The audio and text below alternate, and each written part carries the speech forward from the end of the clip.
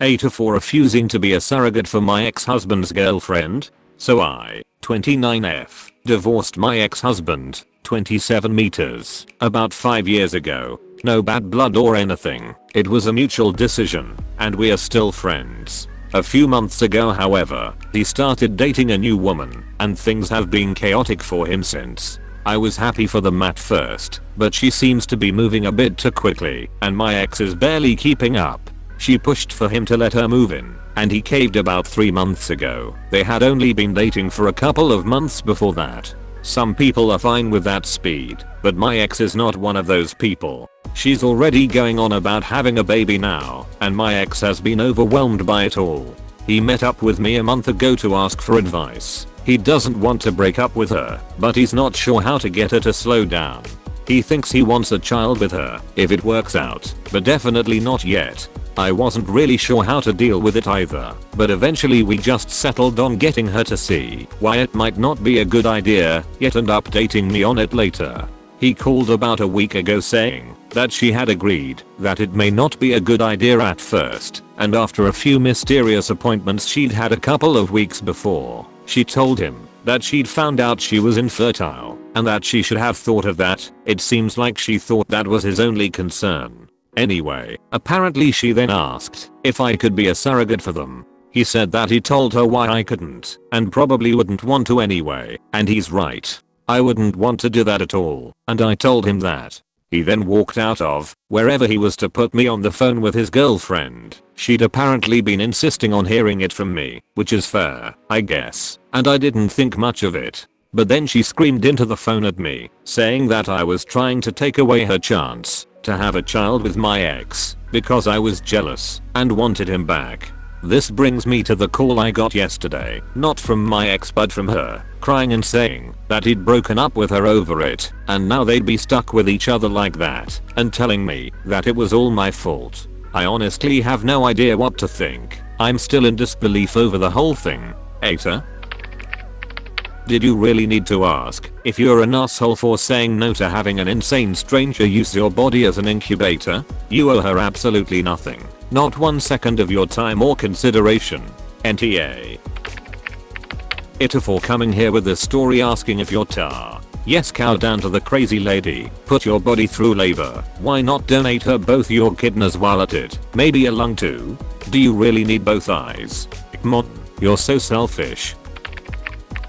NTA because obviously this is not something you can force on anyone. Additionally, you may not even be a candidate for surrogacy. I'm pretty sure you don't qualify if you've never given birth before. Not sure if you have or not, but there may be other factors as well that would prevent you from doing it. Even then, you have no obligation to sacrifice your body for their baby. NTA this unstable crazy person really thinks that if you have her baby with your ex, it will solve everything? Because, obviously, having a baby always fixes every relationship as well as all of the world problems. Until this post, I'd have said, having a baby is the worst way to try save a relationship. I hadn't considered that someone would try to save a relationship by having their boyfriend's ex-wife have their baby. NTA but you need to stay out of that relationship and all that drama. I know he's your friend, but he's also your ex, and you're getting sucked into his life and drama and his mistakes. He's making bad choices and rushing into things and dragging you along with him. Your best decision would be to tell him I'm no longer getting her involved in your relationships because it's only going to come around and bite you in the ass. NTA and sounds like your ex is in a shitty toxic and controlling relationship. You're both being way too understanding of this woman. Even you are excusing some of her behavior. All of it is batshit crazy and none of this is normal. If you are good enough friends, I'd consider gently nudging him to consider that this pushy rush she's in is part of who she is and not something he can just hope she'll let up on. Edit. Just realized I skipped the pivotal line where he broke up with her. Please, block her number and stop letting her even have airtime to berate you. Hopefully he doesn't go back to her for his own sake. NTA. She's nuts if she truly thinks the reason for the breakup is you not wanting to be a surrogate. It's extremely weird that she asked you anyway. AITA for breaking a huge family tradition. My grandfather, father, uncle, and older brother have all served in the United States Marine Corps. It's a long-lasting tradition to pass the torch to the next in our family. I was expected to join the Marine Corps as well. I wanted to join the military, just not the Marine Corps. I narrowed my choices to the Navy and the Coast Guard. I ended up choosing Coast Guard. My family is not happy with my decision. I sat my parents down Saturday and told them I wanted to enlist in the Coast Guard instead. My dad thought I was joking until it hit him. Then he got angry. The conversation went something like this. Dad, I hope this is a joke. Me, no, I'm wanting to join the Coast Guard. Dad, you would just throw out everything to become a damn puddle pirate? Get the fuck out of here now. My dad has just ignored me since. He had tears in his eyes after I told him my decision. My mom has been trying to get me to apologize to him. Why should I? It's my choice. My brother supports me though. AITA, family traditions are nice when it's something you guys do at dinners or Christmas etc.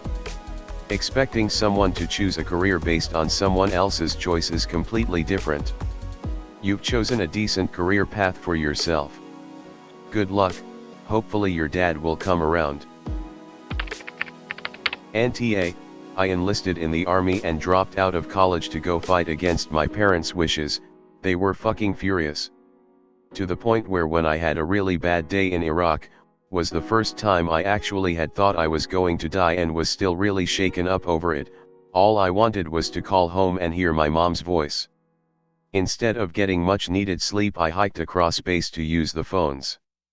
Iraq is 8 hours ahead of where my parents were and I knew my mom was still an hour or two from leaving work, so I called her office. She seriously said, "I can't talk now, I have a student in my office," and hung up on me. You'd think of all the fucking excuses she's used over the years to get people out of her office, the whole "my kid is calling from war" would be a good one. But no.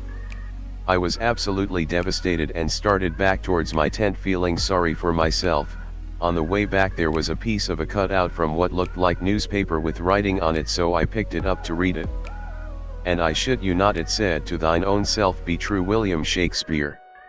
I still have that piece of paper 12 years later and I think of it often when I make decisions for myself about my own future. Hope this helps.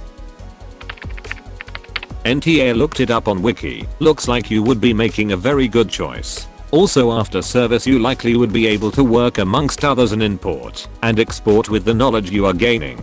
Impressive list. The Coast Guard occasionally publishes a list of statistics that summarizes their activities.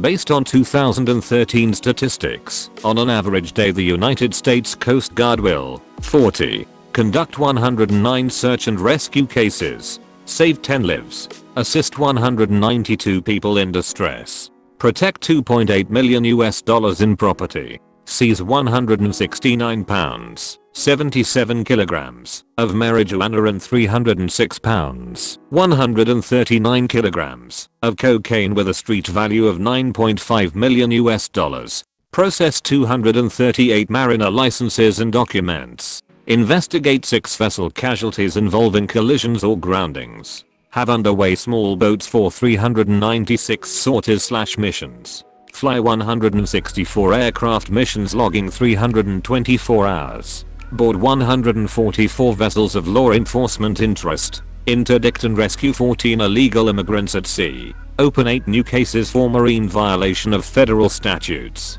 board 100 large vessels for port safety checks, conduct 20 commercial fishing vessel safety exams, respond to 20 oil or hazardous chemical spills totaling 2,800 US gal, 11,000 L, service 135 aids to navigation, monitor the transit of 2,509 commercial ships through US ports, conduct 377 vessel safety checks, teach boating safety courses to 550 boaters. https://endpointwikipedia.org/wiki/united_states_coast_guard.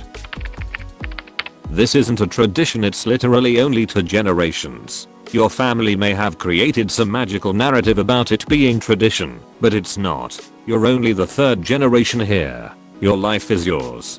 He'll get over it. NTA. NTA. Imo, having a specific plan for your kids from birth and refusing to accept any decisions they make that differ from your plan is kinda shitty. You did what you thought would be best for you. It's a perfectly respectable choice and your parents should accept it. You are your own person. You shouldn't have to commit to something as serious as joining the Marines just because your predecessors did. Right. Exactly. My family has a long tradition where the women were housewives. Should I follow that as well? My mom already broke with that tradition, by the way. My grandmother was stubborn as hell, but she made damn sure my mother got more education than a girl from a working class family normally would get because she wanted more for her daughter. She was a tough cookie, but I appreciate her doing this for my mom and paving the way for us women. Edit. Grandma. NTA. You serve where you want to serve. It would have been perfectly fine if you chose to serve in a pizza parlor, but the fact they're getting butthurt that you chose another branch of the armed services that protect, serve, and defend the United States of America? It's one thing to be disappointed, it's another to think you're owed an apology because your child did not choose to follow in your footsteps. Go, you. I hope you have a great time being a damn puddle pirate. I must study politics and war, that our sons may have liberty to study mathematics and philosophy. Our sons ought to study mathematics and philosophy, geography, natural history and naval architecture, navigation, commerce and agriculture, in order to give their children a right to study painting, poetry, music, architecture, statuary, tapestry, and porcelain. John Adams. NTA. Our fathers and forefathers bled and died so we could have a peaceful life and choose not to fight at all. The whole of human history has been a march towards a day without war. You are still serving your country, community, and people by saving them from a savage enemy of nature in the capacity of peacetime rather than war. This is precisely why our soldiers have served, and we should be glad you have the choice to turn away from violence and towards serving the public peacefully. He should be glad you get to help now without a rifle in your hands, not angry you have been given the choice for peace, rather than only war. I'm a military psychologist, and the daughter of a Marine, and I believe that the training somehow fuses their identity to the competition between branches. It is to the point where I sometimes have to segregate support groups for PTSD so that the men, personally, I have not noticed this phenomenon in women, will actually fucking support each other. It's toxic and horrible, and I vented that frustration of mine to many a drill sergeant. I genuinely think the American military literally trains branch xenophobia into recruits. AITA for being upset that my daughter, 19, is marrying someone older than I am. My 44 daughter Lizzie, 19, is engaged to her boyfriend Steve, 67, of 6 months. I only met Steve about 2 months ago. He seemed nice, but I found him a bit old for Lizzie. I care about my daughter more than anything, and I want what's best for her. However, a couple nights ago, she announced her engagement on Instagram without telling her family first. I know very little about Steve, and any attempts I make to get to know him usually get cancelled by him. My texts are ignored. I can't help but feel anxious about the situation. Lizzie is only 19, and I feel she might not be mature enough for this kind of decision. I called her a couple days ago after I saw the engagement post and let her know how I was a bit worried and asked her if she was okay. She hadn't spoken to me as much recently, and I was worried it was something to do with Steve. She blew up at me and told me to mind my own business, along with calling me a range of horrible names. Was I in the wrong? Edit. People have said I was controlling, and she wasn't calling me due to the fact that I didn't like the relationship. However, it was before I'd even met Steve or expressed any serious concerns that I noticed she was becoming more withdrawn from me and other members of my family since meeting him. For me, this seemed like a red flag, and, although it could be a normal relationship, I thought I should take the opportunity to check with her if he wasn't controlling. I may have made an assumption, but I thought it would be better to make sure she was safe and risk her hating me for asking. NTA. My friend was 19 and started dating a 28Y/O. She thought it was serious, that she was in love and whatnot. He was still caught on his ex. He continuously communicated with other girls, he used her financially, abused alcohol and eventually ended up abusing her too. That age gap is insane though, and it's quite creepy that a man his age is attracted to a girl who's literally only 2 years out of high school. NTA. If it was just the age difference I wouldn't be too concerned, but the quick engagement, reduced communication with your daughter and the fact that you basically never get to see Steve at all does all add up to be concerning. It seems likely that badgering her will only lead her to double down. Perhaps this calls for another approach. Now, have you considered that perhaps she is not a victim and absolutely does know what she's getting into? If they are genuinely fond of each other, this may be a totally win/win situation. He gets companionship, she gets financial security. Is that entirely a bad thing? NTA. You are a concerned father. I'm happily married to a man 25 years my senior, just illustrating that not all age gap relationships are bad, but my husband is extremely supportive of who I choose to socialize with, my life choices, etc, and we respect each other as equals. The age isn't really a factor for us, because we were friends 4 years first and the relationship came naturally. I would say that your daughter is an adult, so she needs to be able to make her own choices, but if there is abuse or grooming then you need to make sure she can feel supported by you, so she doesn't feel trapped if she has made a mistake.